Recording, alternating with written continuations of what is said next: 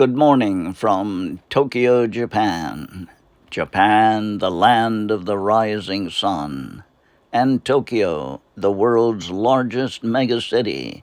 Super busy, no pollution, and adorned with so many enchanting parks, shrines, and fascinating beauty spots.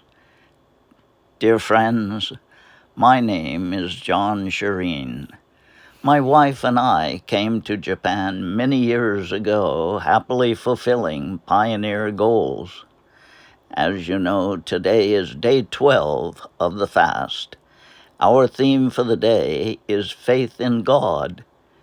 This theme, faith in God, will be presented in the context of pioneering and will be illustrated by the life story of a man who obeyed the guardian's personal guidance on where to pioneer. As you will see, pioneering can have its challenges. Yet, pioneering can also bring enormous delights and satisfaction.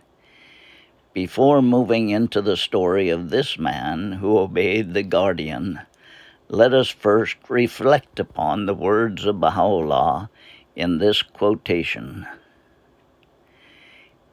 It behooveth whosoever willeth to journey for the sake of God, and whose intention is to proclaim his word and to quicken the dead, to bathe himself with the waters of detachment, and to adorn his temple with the ornaments of resignation and submission.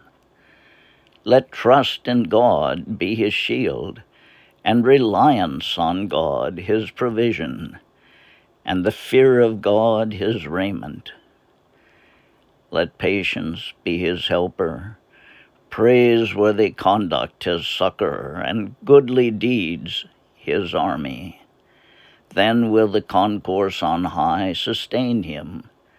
Then will the denizens of the kingdom of names march forth with him, and the banners of divine guidance and inspiration be unfurled on his right hand and before him. You will notice in this quotation 9 qualities essential to receiving assistance from the concourse on high. These 9 qualities are detachment, resignation, submission, trust in God, reliance on God, fear of God, patience, praiseworthy conduct, and goodly deeds. Let us move forward now to the inspiring life story of Jenabe Caldwell and his wife Elaine, who faithfully obeyed the guardian's clear request for them to pioneer in a remote region of Alaska.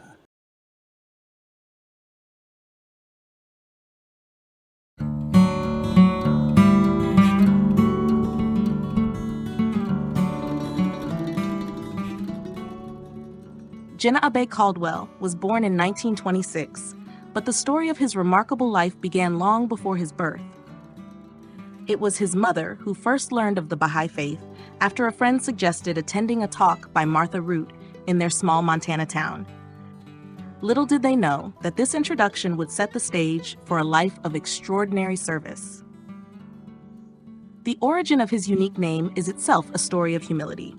When Jenabe Fazale Mazandarani, a revered Baha'i scholar, visited Montana, the soon-to-be parents asked him to name their unborn child, even suggesting that he use his own name. The modest Jenabe Fazal suggested instead the name Jenabe Eslamant. His young parents, not realizing that Jenabe was the Persian title for Mr., named the boy Jenabe. His life would reflect the dignity and honor of that title. In 1953, at the All-American Teaching Conference, Jenabe and his wife Elaine volunteered to pioneer. Returning home, they eagerly planned their move to a warm, idyllic location like Togo. Yet that same day, Dorothy Baker called with a request from Shoghi Effendi. Would they instead consider a more challenging goal, the Aleutian Islands in Alaska? They embraced this call to sacrifice, trading warm beaches for harsh cold and strong winds. The journey was daunting. They arrived in Anchorage on July 28, 1953, only to discover there were no jobs, housing was scarce, and the remote Aleutian Islands could only be reached by boat or plane.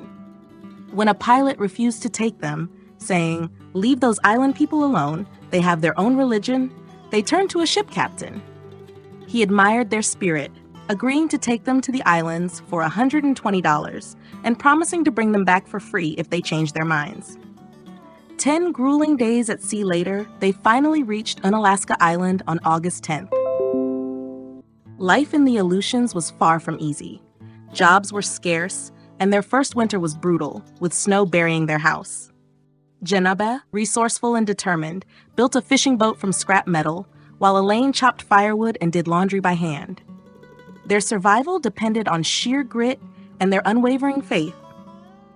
When the Guardian advised them to seek financial support from the National Spiritual Assembly, they couldn't bring themselves to ask. Yet, just when they ran out of funds, a man knocked on their door, offering Jenabe a job as an electrical engineer, his very profession. This was one of many miracles they experienced during their time in the Aleutians. Over time, suspicion from the local community turned into tolerance, then acceptance, and eventually love. Following the Guardian's advice to build trust before openly teaching the faith, the Caldwells nurtured relationships. They opened a fish cannery, offered classes for children, and slowly began sharing the teachings of Baha'u'llah. In 1956, one of 3 women attending their study classes became the island's first Baha'i. By 1958, 2 more had declared.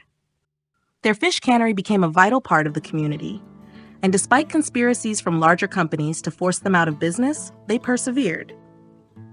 Then, in 1964, the devastating Alaskan earthquake struck. While the town's other canneries were destroyed, theirs remained miraculously unharmed. Elaine, showing her characteristic courage, helped evacuate townspeople to safety, saying later, "The earthquake answered all our problems in 3 minutes." After the earthquake, the Caldwells eventually left Alaska, continuing their service across the globe. They taught and served in Mexico, America, Europe, and finally Hawaii, touching countless lives. Wherever they went, they carried the same spirit of sacrifice, determination, and faith that had defined their years in the Aleutians. Their story is a testament to what it means to follow the call of service with courage and trust. Through every trial, they proved that obstacles are but stepping stones on the path to fulfilling the divine purpose. The Caldwells' unwavering dedication will forever inspire those who hear of their remarkable journey.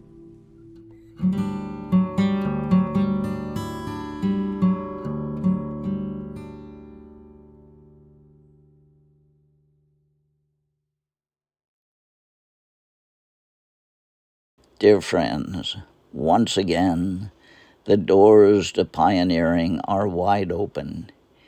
If that is your wish, the hardships and sacrifices are no longer so severe as once they were. Or, should you wish to remain where you are, no doubt you are aware of how vital are the teaching goals in your local area. Whether pioneering or advancing the faith in your local area, you may remember the 9 spiritual prerequisites to receiving divine assistance. They are detachment, resignation, submission, trust in God, reliance on God, fear of God, patience, praiseworthy conduct, and goodly deeds. And in the words of the Master, "As ye have faith, so shall your powers and blessings be." Wishing you a wonderful fast.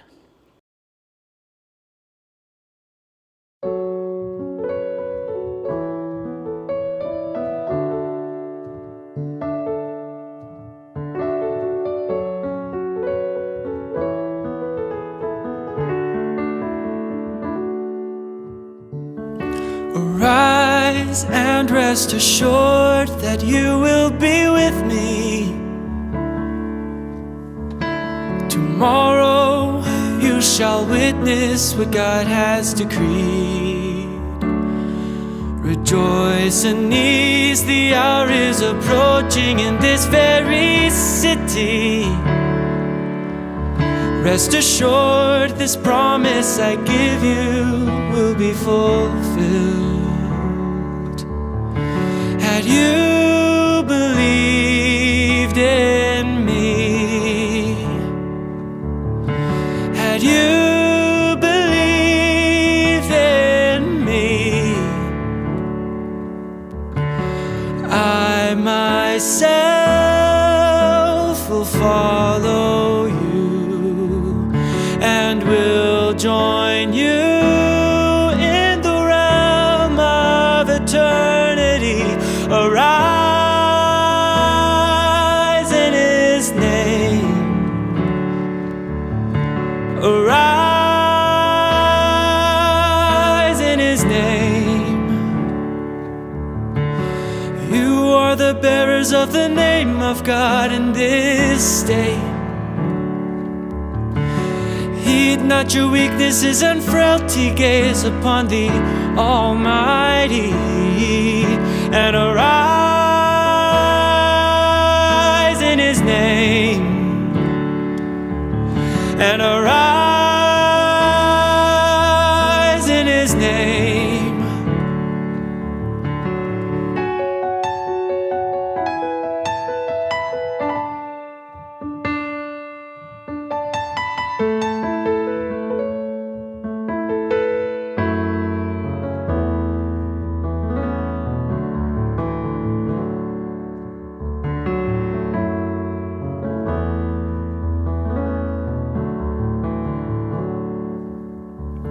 Arise and rest assured that you will be with me. Tomorrow you shall witness what God has decreed. Rejoice and ease, the hour is approaching in this very city. Rest assured, this promise I give you will be fulfilled. Had you believed in me, had you believed in me, I myself will follow you and will join you in the realm of eternity. Arise in His name. Arise in His name.